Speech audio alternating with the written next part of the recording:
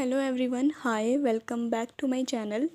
Friends, आज के इस वीडियो में मैं आपके साथ शेयर करूंगी that what kind of transformations happen in us when we reach 5D level of consciousness और when we are in 5D state. और जब हम 5D लेवल ऑफ कॉन्शियसनेस में होते हैं तो इस चीज़ का हमारे ट्विन फ्लेम कनेक्शन के ऊपर क्या इम्पैक्ट पड़ता है, हम उस चीज़ के बारे में आज बात करने वाले हैं। ये जो मैसेज है ये बहुत इम्पॉर्टेंट मैसेज है। आई होप कि आप इसे पेशेंस के साथ और ध्यान से सुनेंगे। दोस्तों, जब हम अपनी स्पिरिचुअल अवेकनिंग की जर्नी में होते हैं तो एक लंबे टाइम से हमारे अंदर एक कांस्टेंट बैटल चल रहा होता है between our ego self and our soul. हमारे ईगो सेल्फ और हमारे ट्रू सेल्फ के बीच में ये जो कांस्टेंट बैटल है, ये चलने की वजह से हम इस जर्नी में कई बार लॉजिकल और एनालिटिकल हो जाते हैं। और जब हम लॉजिकली इसको समझने की कोशिश करते हैं या एनालिटिकली इसको अप्रोच करने की कोशिश करते हैं तो हम एक लूप के अंदर फंसते चले जाते हैं। तो हमें लगता है जैसे कि हम एक लूप के अंदर जा रहे हैं और ये चीज़ बार बार रिपीट होती है। तो वो चीज़ इसलिए होती है क्योंकि इस जर्नी के अंदर आपकी ईगो सेल्फ और आपकी ट्रू सेल्फ के बीच में एक कांस्टेंट कॉन्फ्लिक्ट चल रहा होता है। आपका ईगो सेल्फ जो है वो शैटर होके आपका ट्रू सेल्फ इमर्ज हो रहा होता है। इस प्रोसेस में आपका ईगो जो है वो नहीं चाहता कि आप अपने ईगो सेल्फ को पीछे छोड़ो। आपका ईगो सेल्फ जो है वो शैटर हो और आपका true self, your soul, will come into the power.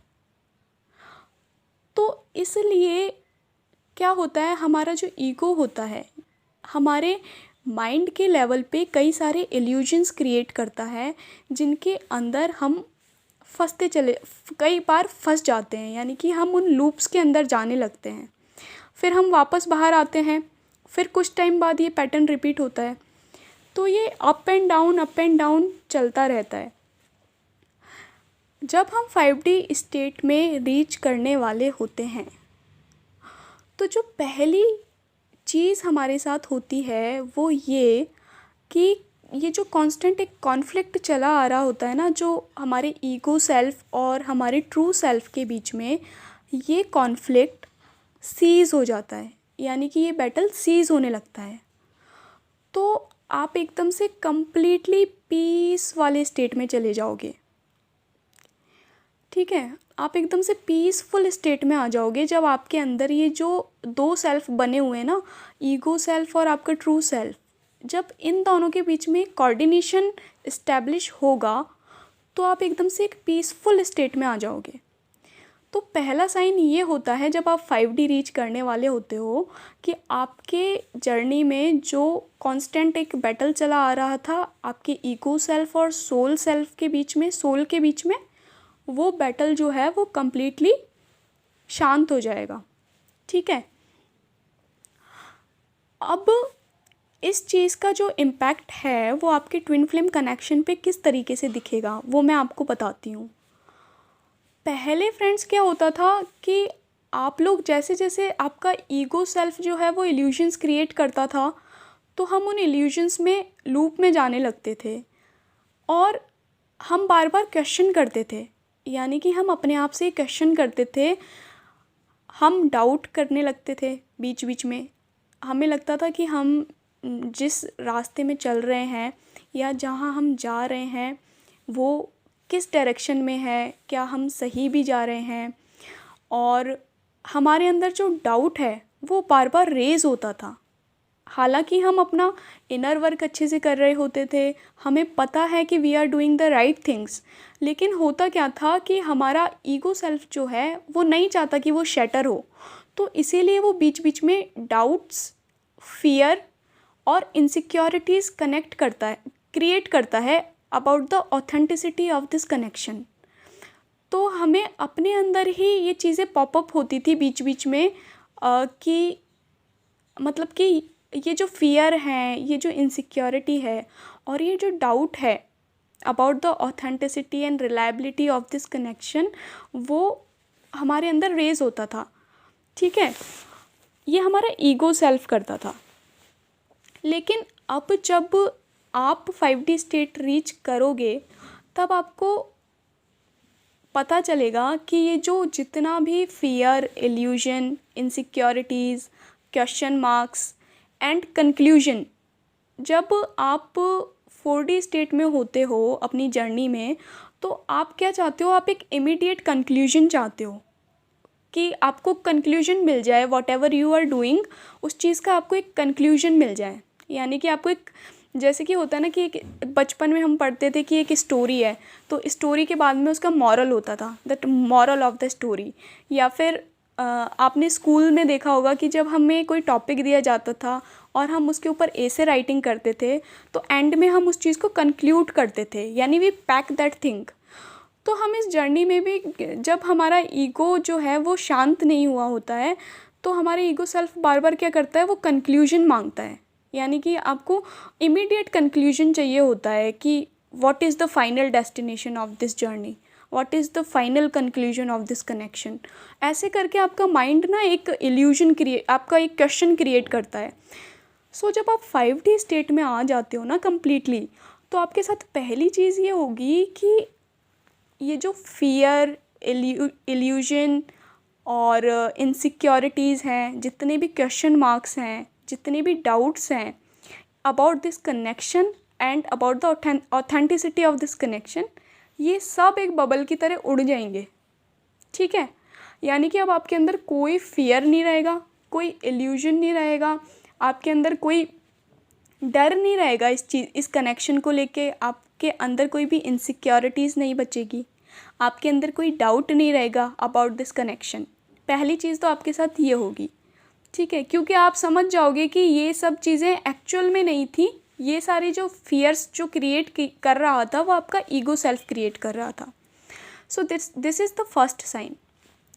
Now अब जब आप एक पीस और साइलेंस की स्टेट में आ जाते हो 5D लेवल रीच करने के बाद, तो होता क्या है कि आप अपनी ट्रू सेल्फ में आ जाते हो। ठीक है, ट्रू सेल्फ में आने का मतलब कि ईगो आपका रहता है लेकिन you can see your ego. तो एक वेल बैलेंस्ड जो चीज़ है वो डेवलप हो जाती है between your ego and your true self. तो आप बैलेंस बनाना सीख जाते हो अपनी सोल और अपनी ईगो के बीच में। ठीक है, जब आपने ये बैलेंस एक बार क्रिएट कर लिया, यानी कि जब आपने ये कोऑर्डिनेशन क्रिएट कर लिया अपनी ईगो और अपने रियल सेल्फ के बीच में, तब होगा क्या? पहले जब ये जर्नी स्टार्ट हुई थी तो आपका ईगो डोमिनेटेड था। तो होता क्या था? Your ego craves this connection. ठीक है, but now after reaching the 5D state, your soul is in power. So now your soul is dominated. So now your soul claims this connection. मैं एक बार फिर रिपीट कर देती हूँ दोस्तों, ये जो चीज़ है, ये जो मैसेज है, ये मुझे डाउनलोड हुआ है, तो मैं इस चीज़ को आपको वापस बता रही हूँ और आप इसकी सिंसियरिटी को समझने की कोशिश कीजिए कि मैं क्या आपको बताना चाह रही हूँ। पहले क्या होता था? Your ego craves this connection. ठीक है, इन 3D और 4D state, but 5D state में now you are in your true self. अब आप अपने ऑथेंटिक सेल्फ में, अपने रियल सेल्फ में जब इस्टेब्लिश हो जाओगे, तो now your soul is in power, now your soul claims this connection. So there is a difference between craving and claiming. ठीक है, अब मैं ये क्यों कह रही हूँ कि आप क्लेम करते हो इस कनेक्शन को? देखिए, आप क्लेम करते हो का मतलब है कि आपकी सोल जो है वो क्लेम करती है इस कनेक्शन को, क्योंकि अब आपको पता है कि यू डिज़र्व दिस कनेक्शन। ठीक है, आपको पता है that this connection is so much incredible, and there is nothing like it.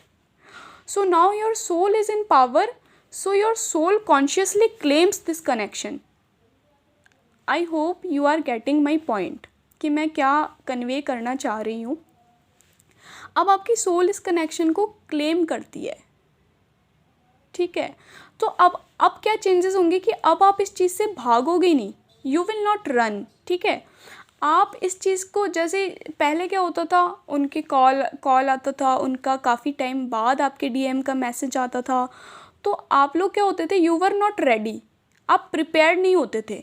तो जैसे ही कोई भी मैसेज उनकी तरफ से पॉपअप होता था या उनका कोई कॉल आता था या जब वो आपको अप्रोच करने की ट्राई करते थे, तो एक कॉन्स्टेंटली कॉन्फ्लिक्ट क्रिएट हो जाता था आपके ईगो सेल्फ में और आपके रियल सेल्फ में.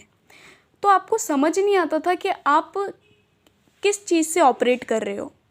लेकिन 5D स्टेट रीच करने के बाद जब आपकी सोल पावर में है, when your soul is claiming this connection, so होगा क्या, now you know all the things. अब आपको पता है कि आपको अपने कनेक्शन को, आपको अपने रिलेशन को किस डायरेक्शन में लीड करना है. तो अब आप घबराओगे नहीं. अब आप एकदम से घबराहट वाले लूप में नहीं जाओगे कि क्या करना है, मेरे को बात करनी चाहिए या नहीं करनी चाहिए.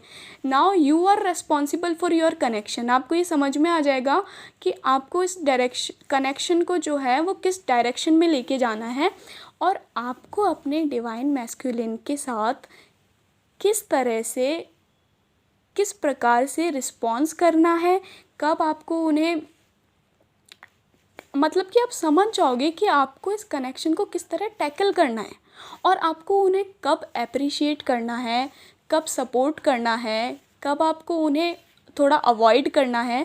तो इन चीज़ों के लिए आपको और लोगों के पास जाकर पूछने की ज़रूरत नहीं पड़ेगी बार बार, या फिर आप डिपेंडेंट नहीं रहोगे और लोगों के लिए, और लोगों के ऊपर कि वो आपको बताएं कि हाँ अब आप जाके अपने ट्विन से बात कर सकते हो, या फिर नहीं आप अभी अपने ट्विन से बात नहीं कर सकते. अब आपकी सोल पावर में है. आप समझ रहे हो मेरी बात. जब 5D स्टेट में आने के बाद आपकी सोल पावर में होती है तो आपकी सोल आपको गाइड करती है कि उनको उस स्टेट तक किस तरीके से लेकर आना है, कैसे उनको स्टेप बाय स्टेप उनके लिए प्लेटफॉर्म रेडी करना है जहाँ पर वो ग्रो कर सकें, कब उन्हें स्पेस देना है, कब उनको पॉजिटिवली रिस्पॉन्ड करना है. ये चीज़ें आपको अपने आप पता होंगी. सो आप इधर उधर ज़्यादा भागा दौड़ी नहीं करोगे, मतलब कि आप झटपटाओगे नहीं, एकदम से पागल नहीं हो जाओगे. Now you know the things, ठीक है. अच्छा, और क्या होता है जब आप 5D स्टेट में आ जाते हो.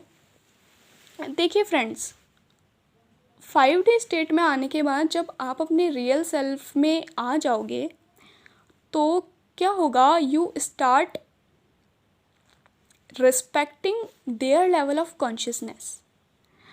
मान लीजिए कि आप अभी 5D स्टेट में हैं but your twin is not in the 5D state. वो अवेकन हो रहे हैं and you can sense this, ठीक है.